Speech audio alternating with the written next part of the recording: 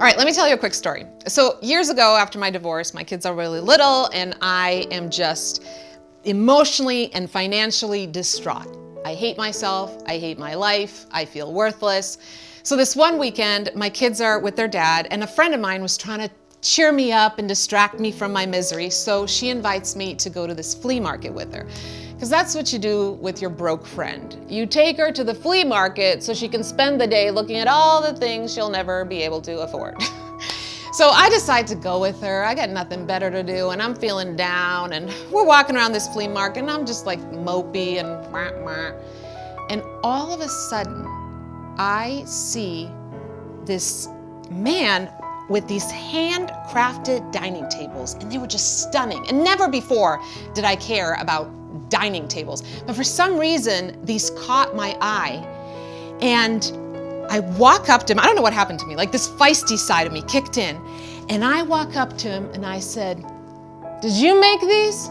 And by the way, he probably thought I was drunk. I mean, I had Cheerios in my hair. I probably had my kids' boogers just plastered all over my shirt and neck. I was exhausted. I was dirty. Who knows when I took my last shower? But I wasn't drunk. It's just that sleep deprivation plus the lack of personal space, that often looks like drunk. That is why mothers often look drunk. So anyway, I'm pointing my finger at him like, "You made these tables? How much are they?" And he tells me, and I'm like, "Well, listen, I can't afford your tables, okay? I can't even afford one leg of your table. But you know what? Someday my time will come and I'll be back." And he was probably like, "Okay, lady, okay." All right, so fast forward 7 years. I just bought my first home. Now this was a really big deal, because back then, that day when I was at that flea market, I was sharing a small bedroom with my 2 kids. I couldn't even afford an apartment just for us, so I had a roommate in the other room. And we were so broke for a while, I slept on the floor until a friend gave me a bed. So now, 7 years later, to be buying my own home, I mean, you guys, it's so crazy and incredible and emotional for me. And that first day, I got the keys and I walk into the house and the first thing you walk into is a dining room. And I step into that dining room and suddenly I remember that man and his gorgeous handcrafted dining tables. And I thought, I have to go back. So I do some research, I find out the next time this flea market will be held. I go over there and I'm walking for hours through this flea market and I cannot find him. I'm not kidding you. The very last section, by the way, this is why we don't give up in life, okay?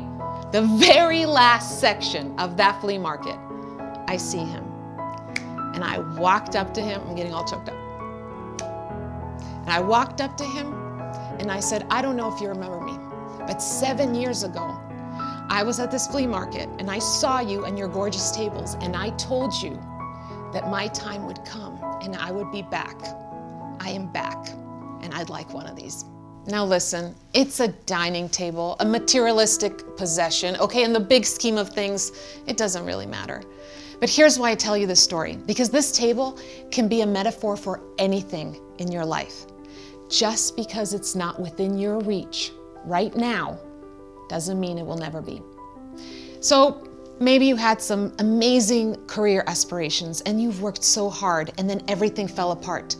Just because it's not within your reach right now doesn't mean it will never be.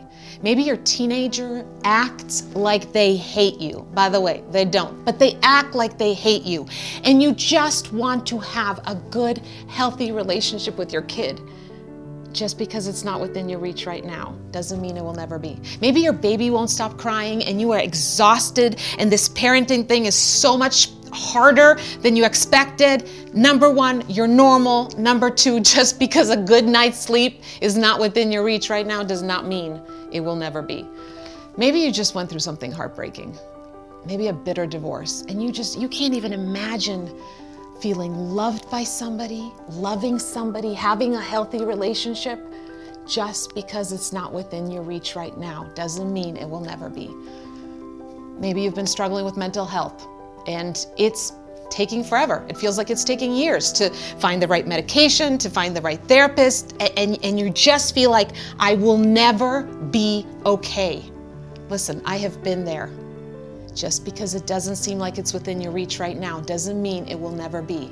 So stick around. Here's the bottom line. You have to tap into that feisty side that I tapped into, and I was telling that man I'd be back someday. And then you can't just sit around passively waiting. You have to wait proactively. You have to do what you can with what you have right now to keep moving forward. Your time will come.